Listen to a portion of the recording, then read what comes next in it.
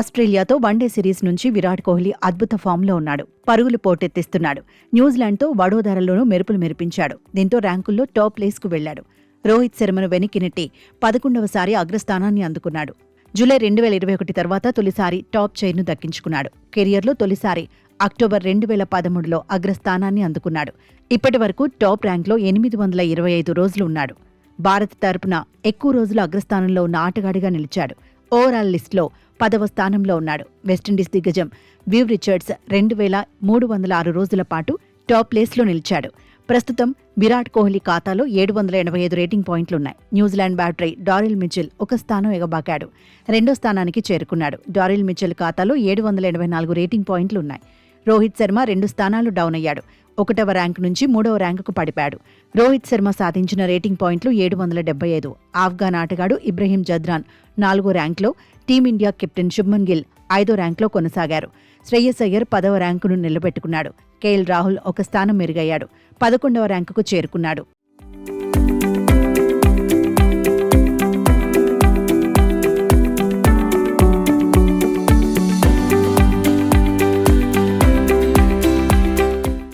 One day బౌలర్ల ర్యాంకింగ్స్లో top 10లో Bharat నుంచి ఒక్కడే ఉన్నాడు. కుల్దీప్ యాదవ్ 3వ ర్యాంకులో కంటిన్యూ అయ్యాడు.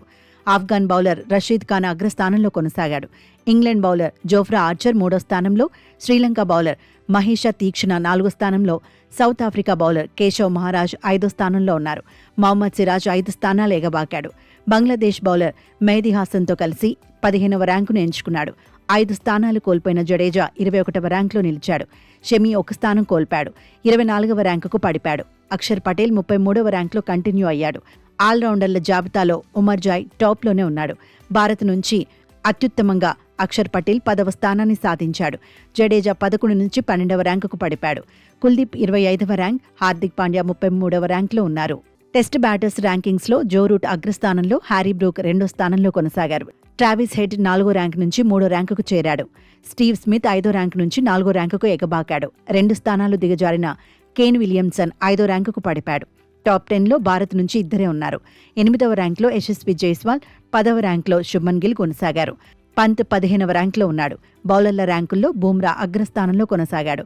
సిరాజ్ 12వ ర్యాంకులో, జడేజా 13వ ర్యాంకులో, కుల్దీప్ యాదవ్ 14వ ర్యాంకులో ఉన్నారు. ఆల్రౌండర్ల జాబితాలో జడేజా టాప్ ప్లేస్ను నిలబెట్టుకున్నాడు. వాషింగ్టన్ సుందర్, అక్షర్ పటేల్ 11వ ర్యాంకును పంచుకున్నారు.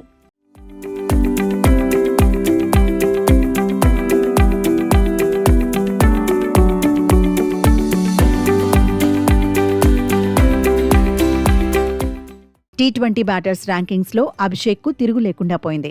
టాప్ ప్లేస్ను మరోసారి నిలబెట్టుకున్నాడు. ఫిల్ సాల్ట్ 2వ ర్యాంకులో, తిలక్ వర్మ 3వ ర్యాంకులో కొనసాగారు. బట్లర్ 5 నుంచి 4వ ర్యాంకుకు చేరాడు.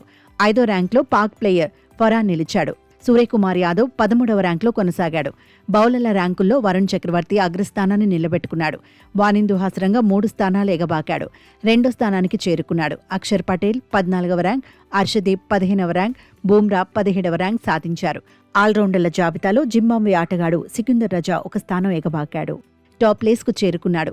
నెంబర్ 1 ర్యాంక్ నుంచి పాక్ ఆటగాడు సయీం అయూబ్ 2వ ర్యాంకుకు పడిపాడు. హార్దిక్ పాండ్యా 4వ ర్యాంకులో, అక్షర్ పటేల్ 11వ ర్యాంకులో నిలిచారు. శివం దుబే 17వ ర్యాంకును, అభిషేక్ శర్మ 18వ ర్యాంకును సాధించారు.